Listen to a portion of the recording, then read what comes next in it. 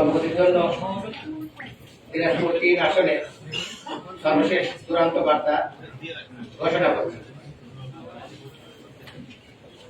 দিনাজপুর ৩ আসনে সর্বমোট ১৩১টি কেন্দ্র রয়েছে। পোস্টাল ব্যালট ১টি এবং স্থায়ী কেন্দ্র ১৩০টি, অর্থাৎ ১৩১টি কেন্দ্রের চূড়ান্ত ফল আমরা হাতে পেয়েছি।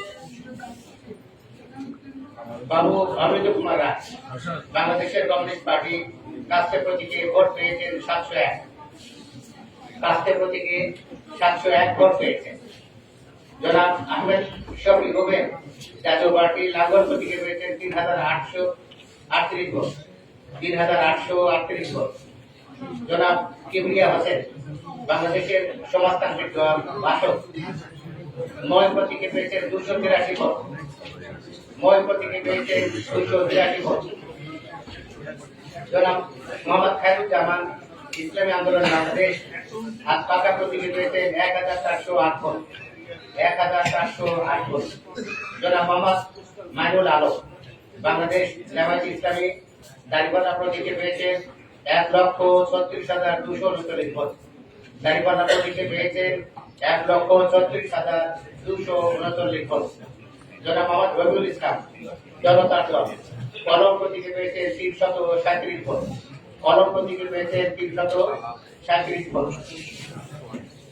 জনাব লাইলাতুল রিমা বাংলাদেশ মুসলিম লীগ হারিকেন প্রতীকে পেয়েছেন ২১৪ ভোট। হারিকেন প্রতীকে পেয়েছেন ২১৪ ভোট।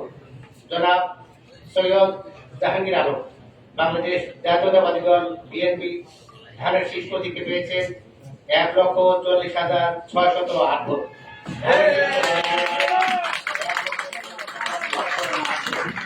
অর্থাৎ জনাব সৈয়দ জাহাঙ্গীর আলম বাংলাদেশ জাতীয়তাবাদী দল বিএনপি ধানের শীষ প্রতীক সর্বোচ্চ ভোট পেয়েছেন এবং তার নিকটতম প্রতিদ্বন্দ্বী জনাব মোহাম্মদ মাইনুল আলম বাংলাদেশ জামায়াতে ইসলামী দাঁড়িপাল্লা প্রতীক তিনি ১,৩৬,২৩৯ ভোট পেয়েছেন।